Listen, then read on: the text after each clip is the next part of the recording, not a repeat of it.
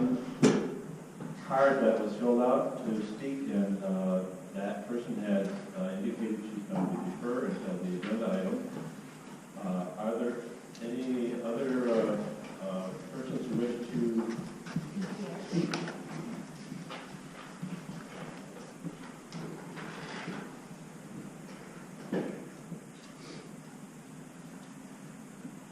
Very good. Would you like to speak?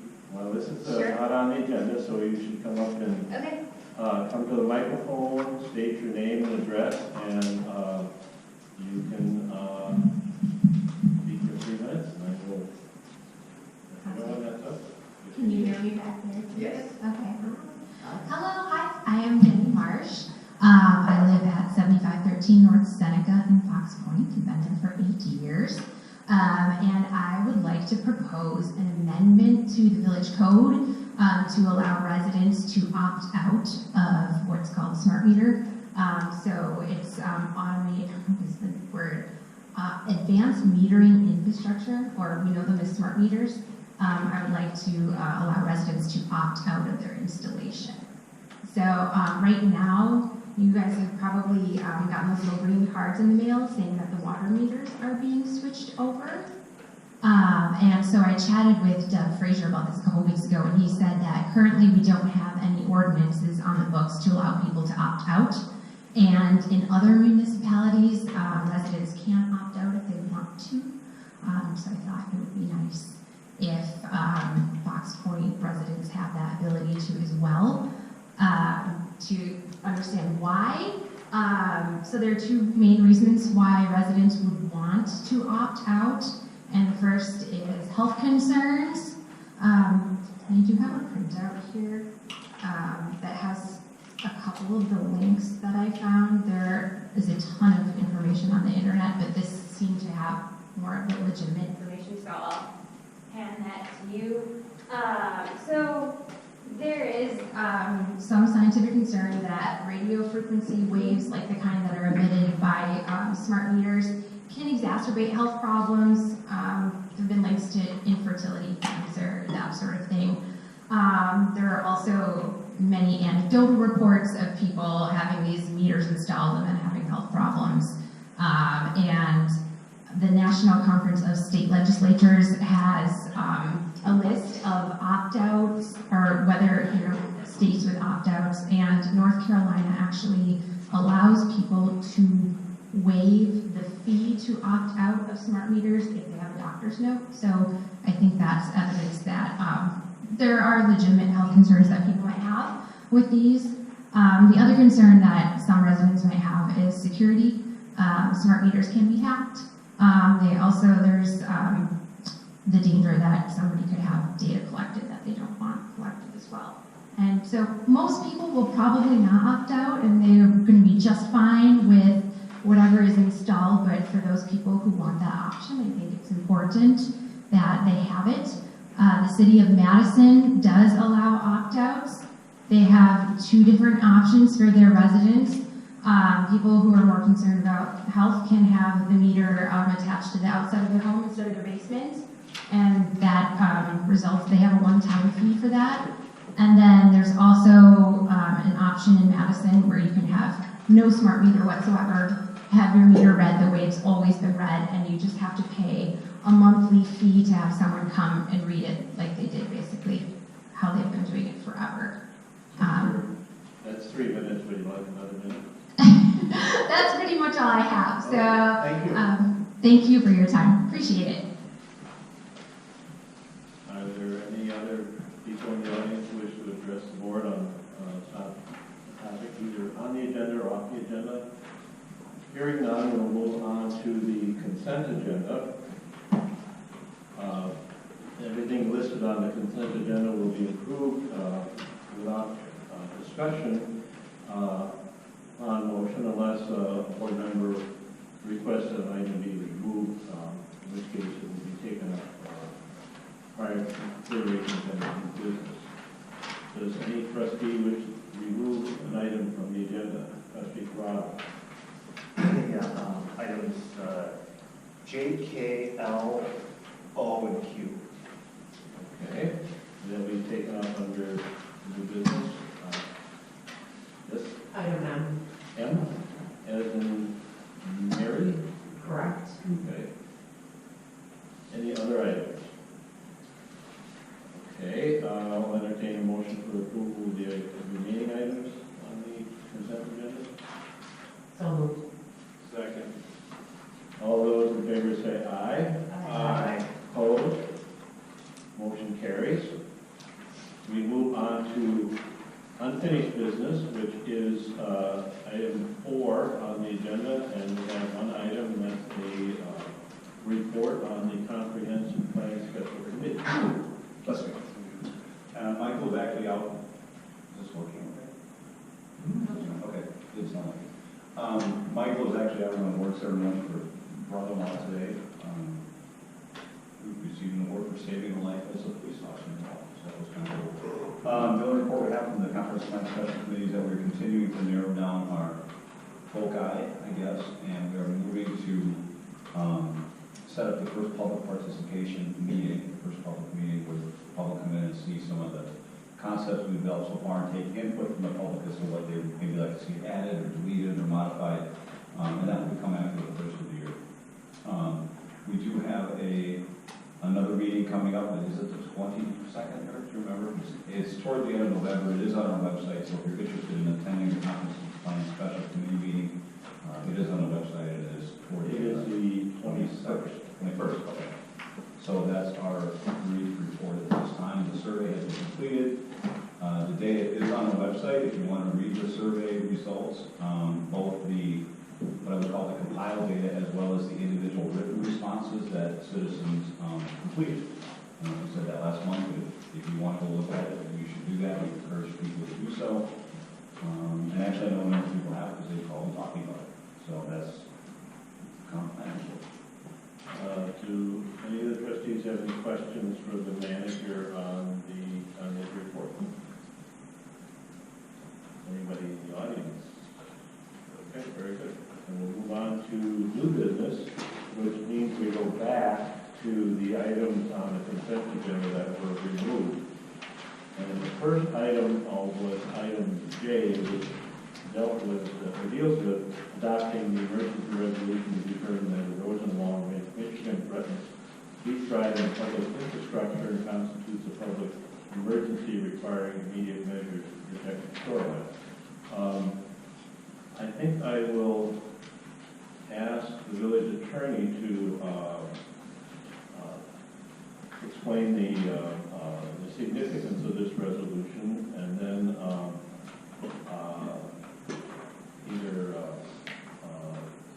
the Director of Public Works or the manager will also comment on it, and then we will have your discussion on this from the trustees. Yeah? Could you ask what the question is first? That might be. Certainly. Why don't I do that? That might be. Yes, additional. Trustee Dorado. You know, generally J, K, L, and Q cover some of the same general topic on erosion control, but I believe I have to try to take them one at a time. So just addressing J, the reason for that is to take it off the consent agenda. Generally, I think creating a resolution that declares a public emergency, I think it's a process is fairly important. I don't recall us doing that. At least 10 years I've been on the village board, and it has something that I think is of importance enough that we should have some more background information as to why we're declaring a public emergency versus a consent agenda, which gives the value of approving minutes from prior meetings. So I guess I'm curious as to hear from our professional staff as to what the reason was for it, and I can maybe address a little bit more about my opinion on it. Sure. Yeah, I'm just going to interject that I had an opportunity last week when I reviewed the draft agenda to take this off, but it didn't occur to me at that time. And I agree that this is the kind of item that should be on the consent agenda because of the significance of it and the value of discussing it. So for that, I'm gonna just, And I would as well. And looking back, yeah, we should have not. We should have put that on new business. We have done the emergency resolution though in the past. And Scott, I think we did it with the riser bike, correct? Correct. So it's not something that we haven't done. It just, and maybe Eric can explain briefly what it does, but. Sure. The public bidding laws require that any expenditure for public construction in excess of $25,000 has to go out to public bid. That public bid process can take a few months, as you know. It has to be advertised, specifications have to be developed, we get the responses back. Generally, 60 days is the minimum amount of time for the public bidding process to be completed. There's an exception to the public bidding law that allows you to not require you to do a public bid when there's a public emergency, and you get to decide when there is a public emergency. In this case, the Director of Public Works proposed that you declare a public emergency due to situations arising on the lake shore, and I'm sure that he will explain the reason why.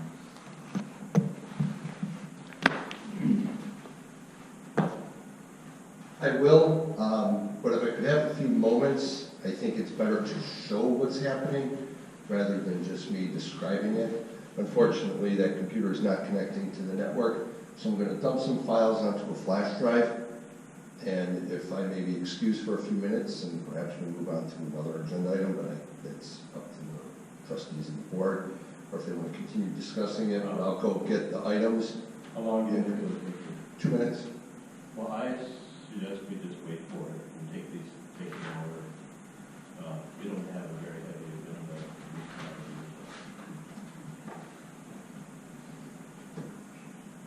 While we wait, can I ask a question? Well, yeah, go ahead, ask your question, well, then I'll tell you whether I can answer it. Okay, I'm sorry, this is my first board meeting, so I want to make sure that I'm doing everything right. So I submitted the proposal, and my question is, do you need me to sit and hang out and wait, or is that something No, you discussed another yeah. time? We're not agenda to do anything on that subject, and under law, we can't do anything. So there will be nothing done in connection with your request tonight. Okay, that's fine. I just wanted to make sure I didn't jet out and then you had a question at the end of the meeting or something. No. So, okay, all right, well, I'm going to tuck some babies into bed then. Thank you.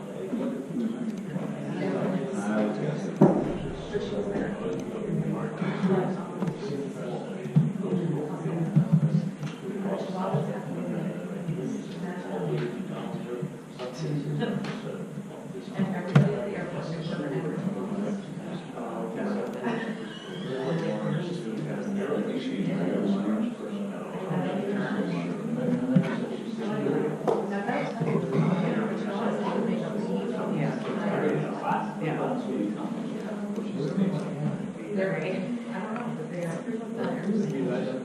And she had a culprit inside. He carried the dog. All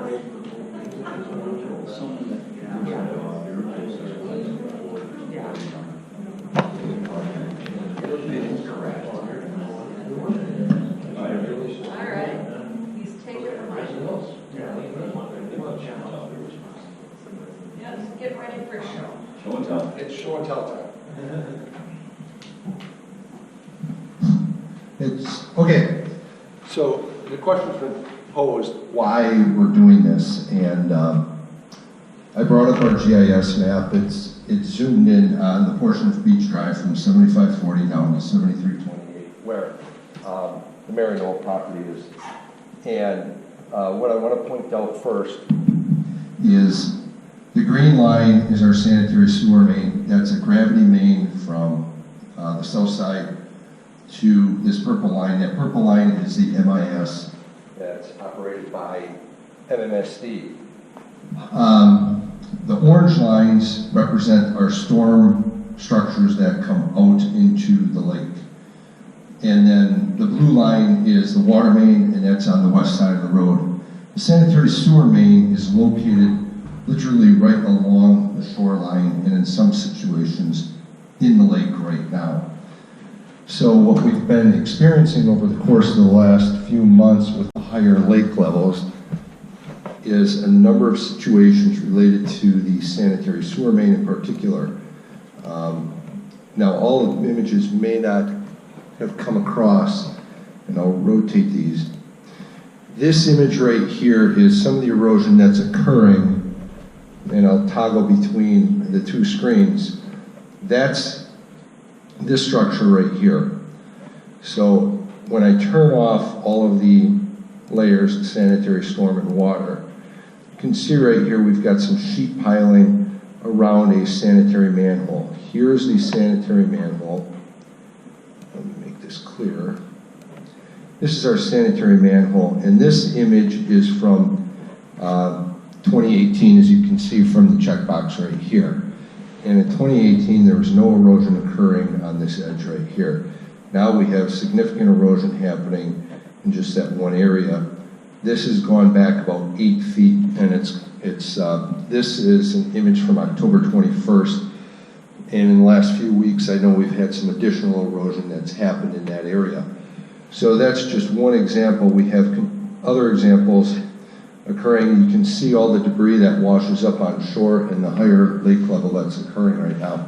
I attended an informational meeting put on by the Army Corps of Engineers and NOAA.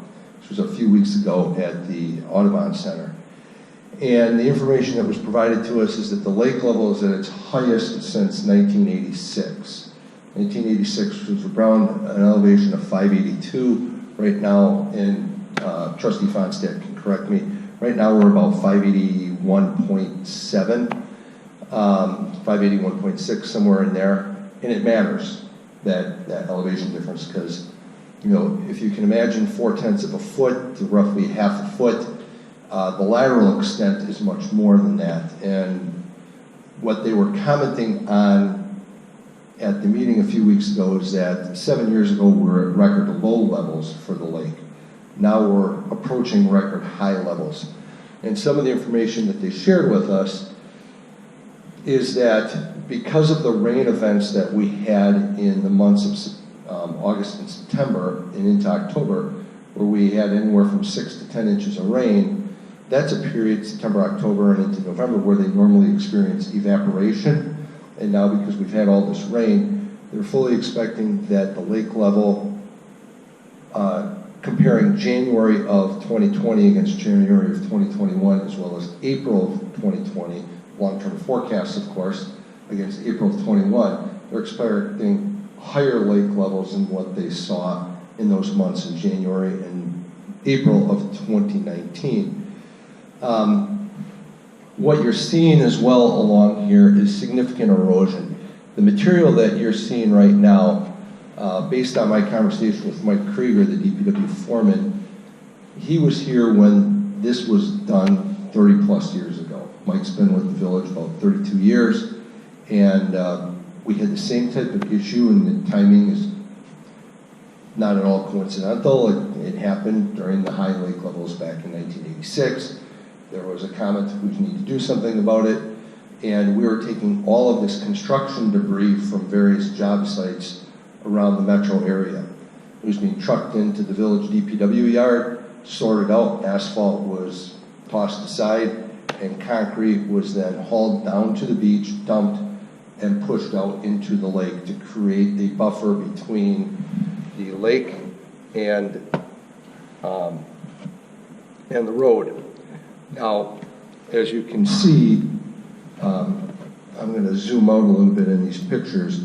This, of course, is a turnaround out by Mary Knowles property, and it's fairly close to the lake, but it does get a little bit closer in other areas when you get down to Beach Court, and then scrolling again, I'm sorry, here's Beach Court, and scrolling further to the north, you see it start to pinch in even closer to some of the road. And there's a concern right now with the erosion that's happening that it could encroach upon the road. 30-plus years ago, that was the point, and so they're pushing all that debris out, and then they took the spoils from water main breaks and placed it over the top. All that material now has been eroding away, and what you're left with is a lot of debris that's washing up on shore and erosion happening around all these concrete blocks. So the concern that we have, and again, I'm just going to scroll through a few of these images. You can see one of our sanitary manholes right there. It's a few feet off the shore. Hopefully one of the other images came up because I only copied a few of them real quick. What was happening on the high wave days, the water would wash up over the top of this area right here and was inundating this manhole. Unfortunately, it's a sealed lid, but you're going to see another image where one of the manholes actually has been shifted an inch, the chimney section, because of all the wave action, and we've got that one protected, but there's so much that's happening. And the debris, we've been having to push it off the road because the wave action will bring some of it up onto the road, and it's about 20 feet between where we're at right now and where the road's at, approximately. I'm going to scroll through real quick here. This is what's happening with the wave action that occurred down there a few weeks back. Again, this was October 21st. Now, the concern that we have is that as we move forward into winter, you get these northeast winds, and then you get ice flows. I've seen it down there in the past. Wasn't too terribly concerned about it in the past because, of course, the lake levels were lower.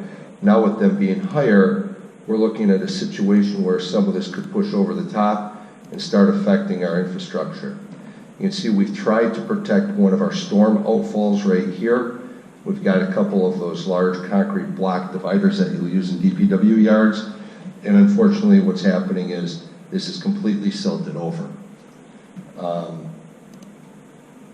And you can see what's happening with the wave action. It continues to bring in debris. And the whole plan or intent of this is, now we're back to the original picture. So not all of the ones that I wanted did copy over.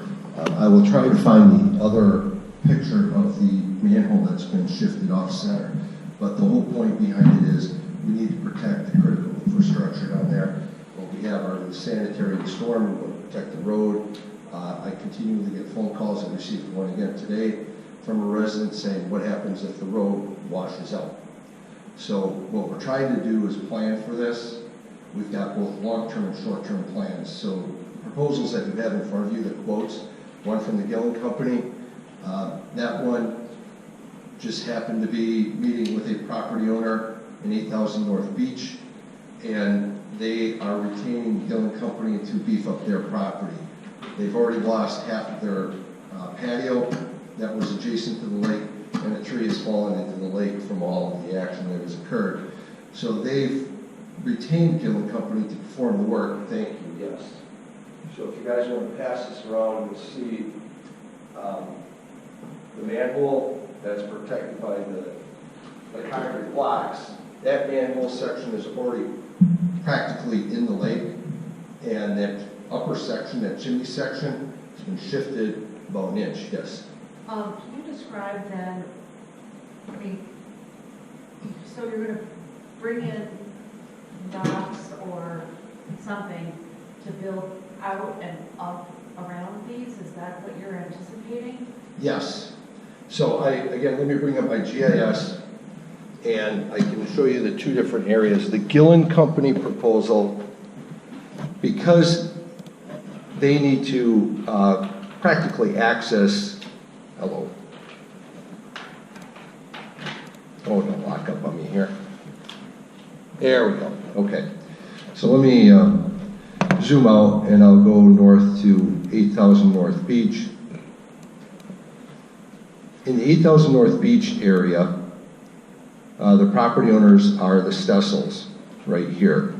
Now we've got village right away right along here, and when I turn on the sanitary sewer layer, you'll see that we've got a number of structures right here.